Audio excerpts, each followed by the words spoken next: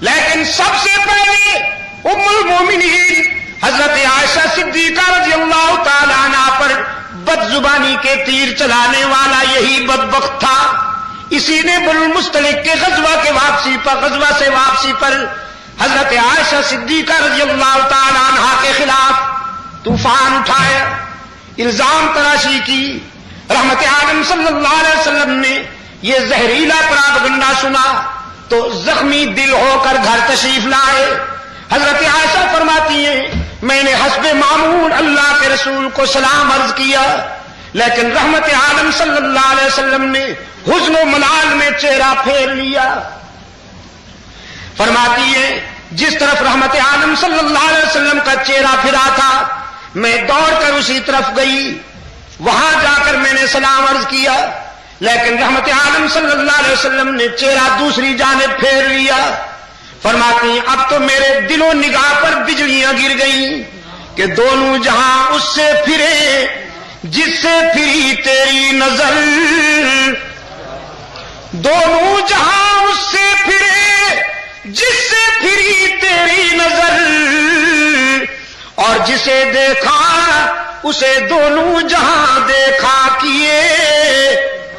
رحمت عالم صلی اللہ علیہ وسلم کے چہرہ پر حزن و ملال کے آثار دیکھ کر فرماتی ہیں میں نے وضاحت پوچھنی چاہی لیکن کچھ معلوم نہ ہوا.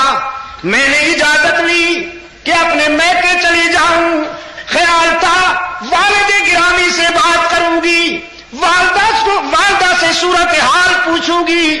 رحمت عالم صلی اللہ علیہ وسلم کی اجازت سے گھر پہنچی. فرماتی ہیں میرے والد گرامی ابو بکر صدیق بھی قرآن سامنے کھلا ہوا ہے اور زارو قطار آنسو برس رہے ہیں, کچھ بولے نہیں. میں نے معلوم کرنا چاہا لیکن کچھ نہیں بولے. والدہ کے پاس گئی ہیں, وہ بھی حزن و ملال میں ڈوبی ہوئی ہے, ان کے ہاں سے بھی صورتحال کے متعلق کچھ معلوم نہیں ہو سکا. یہ تو ام مستہ کی زبانی پتا چلا کہ ابن ابی کی پارچی نے میرے کردار پر گھنونا الزام عائد کر دیا ہے. اس الزام کی ایک جھلک مجھ تک پہنچی, احساسات کی فراوانی میں بخار میں مبتلا ہو گئی. فرماتی ہے گھر آئی, مصلی اٹھا کر اپنے مکان کے اس حصے میں چلی گئی جہاں مکمل تنہائی اور اندھیرا تھا. گھبرائی ہوئی بیٹی کو مکان کے تنہائی کے حصے میں جاتا دیکھ کر ماں نے کہا بیٹی کہاں جاتی ہو؟ عائشہ نے کہا ماں ہائی کورٹ تو ناراض ہو گیا ہے, ذرا سپریم کورٹ کا دروازہ کھٹکھٹانے جا رہی ہوں. میں اس کی بارگاہ میں اپیل دائر کرنے جا رہی ہوں جہاں کسی کے آنسو رائے گاہ نہیں جاتے. رب العالمین کے حضور سجدہ ریز ہوئی, عرض کیا الہ العالمین یہ تو شکوہ نہیں کہ الزام کیوں لگایا گیا, الزام تو مجھ سے پہلے بھی معصوموں پر لگے. موسیٰ پر بھی الزام لگایا گیا, یوسف پر بھی الزام لگایا گیا, مریم پر بھی الزام لگایا گیا, اور آج تیرے محبوب کی عائشہ بھی اشک بار آئی ہے, آنسو کی برسات میں اپیل لائی ہے. الہ العالمین تو نے موسیٰ کی برات کا اعلان کیا, تو نے یوسف کی برات کا اعلان کیا, تو نے مریم کی برات کا بھی اعلان کیا, تو آج تیرے محبوب کی آبرو ابو بکر کی بیٹی یہ فیصلہ کر کے آئی ہے اس وقت تک تیرے حضور سے سر نہیں اٹھاؤں گی جب تک میری برات کا بھی اعلان نہیں ہوگا. ادھر صدیقہ نے اپیل دائر کر دی, ادھر رحمت عالم صلی اللہ علیہ وسلم نے صحابہ کرام کا اجلاس طلب کیا. فرمایا ابن ابی کا گروپ جو کچھ کہہ رہا ہے اس سلسلے میں مجھے کیا کرنا چاہیے, میں تم سے مشورہ لینا چاہتا ہوں, رائے لینا چاہتا ہوں. حدیث میں آتا ہے صحابہ کرام فرط غم میں, شدت غم میں اس قدر مبتلا ہے کہ کوئی بولنے کی پوزیشن میں بھی نہیں. کسی طرف سے سسکی کی آواز آئی, کسی طرف سے ہچکی کی آواز آئی, کوئی سر پگڑی باہر ہو رہا ہے. ایک آواز بلند ہوئی, اللہ کے محبوب اگر آپ زیادہ کبیلہ کھاتے رہے تو عائشہ کو آزاد کر دیجئے، نبی کو بیویوں کی کمی تو نہیں۔ بس اس آواز کے بلند ہوتے ہی ابن خطاب آنسو کی برسات میں کھڑے ہو گئے، آنسو کی برسات میں کھڑے ہو گئے۔ عرض کیا اللہ کے رسول یہ فیصلہ بالکل آخری ہے، یہ بالکل آخری فیصلہ ہے، پہلے آپ یہ بتائیے کہ عائشہ کو آپ کی بیوی بنا کر آپ کے گھر بھیجنے والا کون ہے؟ یہ رشتہ کس نے منتخب کیا؟ رحمت عالم صلی اللہ علیہ وسلم نے عمر کی طرف خصوصی نگاہوں سے دیکھا، پھر انگلی آسمان کی طرف اٹھا دی کہ یہ رشتہ تو اس کا انتخاب ہے۔ وہ الکنایۃ ابلغ من التصریح ایک محاورہ ہے عربی میں کہ کبھی کبھی اشارہ صراحت سے بھی زیادہ کام کر جاتا ہے۔ اصل میں اس کی وضاحت آج ہوئی، رسول کی اس خاموش انگلی نے وہ بات کہہ دی کہ گھنٹوں کی خطابت بھی نہ کہہ سکتی۔ خاموش انگلی آسمان کی طرف اٹھی اور فاروق اعظم رضی اللہ تعالیٰ عنہ کی تلوار نیام سے نکل آئی۔ پشاور کے روشن ضمیروں، فاروق اعظم کی تلوار جب نیام سے نکلتی تھی تو کائنات لرز اٹھتی تھی۔ منافقت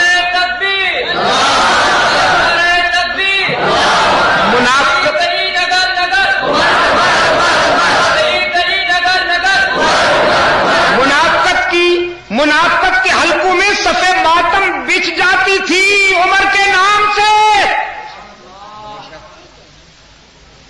فاروق اعظم رضی اللہ تعالی عنہ کی تلوار نیام سے نکل آئی۔ عرض کیا اللہ کے رسول فیصلہ تو آپ کی انگلی نے کر دیا، جس ذات نے اس عفیفہ کو آپ کے گھر بیوی بنا کے بھیجا ہے، آپ کے گھر سے نکالنے کا اختیار بھی اسی ذات کو ہے، لہذا اللہ کے فیصلے کا انتظار کیجیے۔ حبیب کبریا صلی اللہ علیہ وسلم کے لبوں پر مسرت کی چمک، راحتوں کی روشنی ہویدا ہوئی۔ فرمایا جزاک اللہ ابن خطاب، اللہ تجھے جزائے خیر عطا فرمائے، تو نے تو میرے دل کی ساری گرانی دور کر دی۔ حبیب کبریا صلی اللہ علیہ وسلم کا غنچہ دل شگفتہ ہو گیا، محفل برخاست کی۔ فرمایا میں بھی انتظار کرتا ہوں، تم بھی اللہ کے فیصلے کی انتظار کرو۔ یہاں سے رحمت عالم صلی اللہ علیہ وسلم صدیق اکبر رضی اللہ تعالی عنہ کے گھر تشریف لائے۔ پشاور کے دوستوں، کیسا خوش نصیب گھرانہ ہے یہ، ساری کائنات رحمت عالم کے قدموں میں اور رسول صدیق کے گھر میں، کبھی ہجرت کا پیغام سنانے کے لیے، کبھی ان کی لخت جگر کی عفت کا پیام سنانے کے لیے۔ صدیق اکبر رضی اللہ تعالی عنہ کے دروازے پہ دستک ہوئی۔ ابو بکر کی گھر والی نے پوچھا من بالباب، کون ہے ہمارا دروازہ کھٹکھٹانے والا؟ تقدیر نے مسکرا کے کہا ابو بکر کے گھر والوں جلدی دروازہ کھولو، تمہارے دروازے پر تو آسمان ہدایت کا سراج منیر آیا ہے۔ دروازہ کھلا، رحمت عالم صلی اللہ علیہ وسلم نے سب سے پہلا سوال کیا میری عائشہ کہاں ہے؟ غمزدہ ماں نے کہا اللہ کے رسول میری بیٹی تو آنسو میں ڈوب چکی، وہ تو اسی دن سے سجدے میں روتی رہتی ہے، کسی بات کا جواب بھی نہیں دیتی، کسی سے بولتی بھی نہیں۔ اور حضرت عائشہ فرماتی ہیں میں سن رہی تھی اپنی ماں اور اپنے آقا کی باتیں، میرے دل نے تقاضا کیا کہ اٹھوں اور رحمت عالم صلی اللہ علیہ وسلم کے دامن سے چمٹ کر خوب رو لوں، لیکن پھر میرے ضمیر نے میرے قدم روک دیے۔ عائشہ یہ تو صحیح ہے کہ آج تیرے گھر میں تیرا محبوب آیا ہے، لیکن جس کی عدالت میں اپیل کی ہے فیصلہ تو ہو لینے دو، فیصلے سے پہلے اس کا در چھوڑ کر کہاں جاؤ گی؟ فرماتی ہیں ضبط کیا، مصلے پر ہی بیٹھی رہی۔ رحمت عالم صلی اللہ علیہ وسلم قریب آئے۔ یہاں یہ کہتا جاؤں، عورت کے بھی کچھ احساسات ہوتے ہیں، عورت کے بھی کچھ احساسات ہوتے ہیں۔ جس طرح مرد چاہتا ہے نا کہ جس نگاہ سے یہ مجھے دیکھتی ہے کسی اور کو نہ دیکھے، کچھ اس کے بھی احساسات ہوتے ہیں۔ فرماتی ہے میں نے ضبط کیا اور مصلے پہ بیٹھی رہی۔ رحمت عالم صلی اللہ علیہ وسلم قریب آئے، فرمایا بنت ابو بکر آج اپنی صفائی میں کچھ کہنا چاہتی ہو تو سننے کے لیے آیا ہوں۔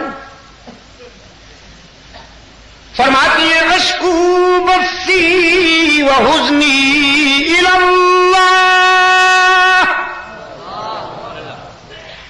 اللہ کے رسول میں نے جو کچھ کہنا تھا اپنے رب سے کہہ چکی، آج وہی حال ہے میرا جو ابو یوسف کا تھا۔